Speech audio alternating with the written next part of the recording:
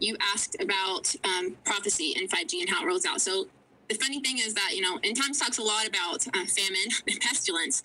And Jesus specifically warned in Matthew 24 and Revelation, the seals that unfold, all right? 3 and 4 specifically talk about famine and pestilence. Now, there are 7 seals in Revelation that sort of talk about the, unfolding of these crazy days, right? So my interpretation is that the 1st, 2nd, and 4th seal describe what happens to the world as it is in the hands of these evil men that we are witnessing right now.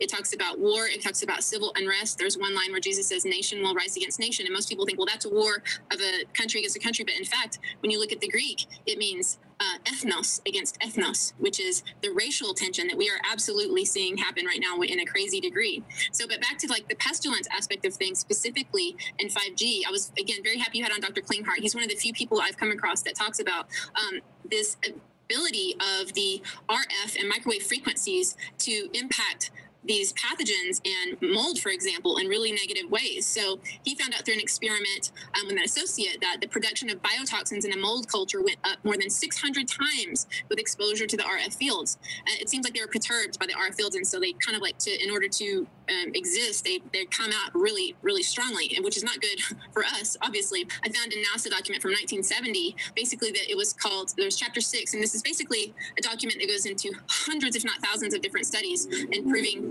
why the RF waves are bad. It basically says this: the nature of the organism's interaction with agents of infection changes sharply when humans and experimental animals are irradiated with electromagnetic waves in the radio band. They admit that it causes a resistance to microorganisms in the human being. They talk about that it's going to aggravate infectious processes such as tuberculosis of the lungs. And it talks about on page 94 that there is now no doubt that microwaves exert an influence on the vital activity of bacteria and other single-celled organisms. So what we're doing is not only harmful to the humans, but it's actually enabling the pathogens and the microbes and the bacteria to go crazy. And so when you think about that and you think about pestilence, I mean, what is pestilence, right? It is a fatal epidemic disease, and back in the day it was bubonic plague, right, which came from a bacteria. And so what we're doing is we're actually enabling this prophecy to come true by allowing these untested frequencies on these different things. There's another one with a millimeter wave, particularly says the changing properties of the millimeter wave affected bacteria. Peer-reviewed research demonstrates that the millimeter wave radiation not only affects human cells, but will result in the growth of multi-drug resistant bacteria. I mean, how much have we heard about that lately? That's already happening. And so, yeah, pestilence is definitely tied into what we see happening in scripture. And then, of course, there's famine, which you've probably done some work about bees and how the colony collapse disorder is totally something that's never previously been observed before. And we know that when they put cell phones near the beehives, they don't come back, and different types of things like that. But I found a couple days ago, I found a patent for a pesticide that used millimeter wave frequencies as the form of extermination. Okay, so that particular patent used the 24 gigahertz frequency. That is a millimeter band wave. And on my birthday, March 14th, the FCC auctioned off that frequency to almost 3,000 different companies to use who knows for what.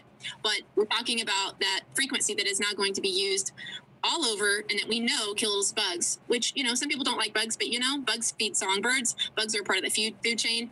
And when we think about those starlings that fell from the sky in the Netherlands, right, I was looking into that whenever I got into this, and I realized, when you look at the birds that all kind of move together like a swarm, those are starlings, right?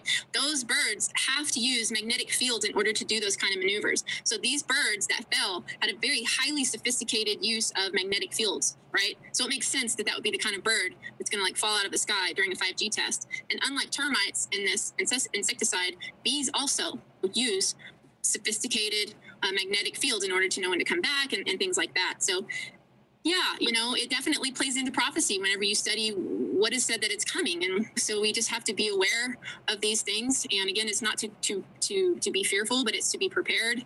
It's to, listen to your inner guidance and intuition and conscience about the decisions that you're going to make as this stuff rolls out. You could say that, those kind of doing these harmful programs, their agendas, are counting on us to be apathetic or distracted or too engaged in the supposed benefits and the, the features or the convenience factor. And I want to talk about that in terms of like, let's go into solutions now, what people can do. If they're counting on us to be apathetic, and if there's so much evidence to indicate they're so fearful of this truth coming out that they're censoring left, right, and center, what can people do to as an effective response in general, you could say, and then I want to get into protecting their home, because you have some very insightful insight there as well, and then also on the health level. If you just want to get in now too, as we kind of move towards wrapping up, what can people do, and this overcoming kind of the programmed response of just checking out or not trying to cause change, or just apathy that we're seeing?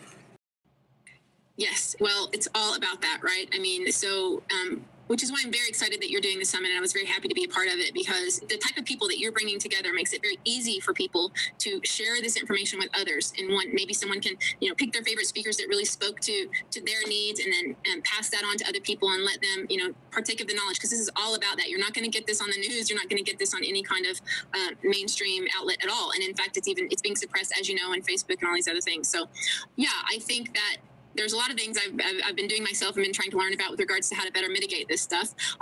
But the important thing is to just spread the word, because for me, when we know that the impacts of microwave radiation have particular effects, we know it causes headaches and migraines, like it gave me. We know it causes the inability to sleep. It's a huge one. It causes racing, fluttering heart, inability to focus, lack of concentration, dizziness, or vertigo. That's happening to so many people right now. And they're just like, I have vertigo. No, you have exposure to microwave radiation. But if people don't know that, how are they going to do anything about it? No fellowship with the fruitless deeds of darkness, but rather expose them. And that's what I'm doing, and it's what you're doing. And, it's what I have to hold on to in this. And I know this is not his kingdom, although I love this place. And I plan to fight for it as long as I can. But it's ultimately not my ultimate and end all. Yeah.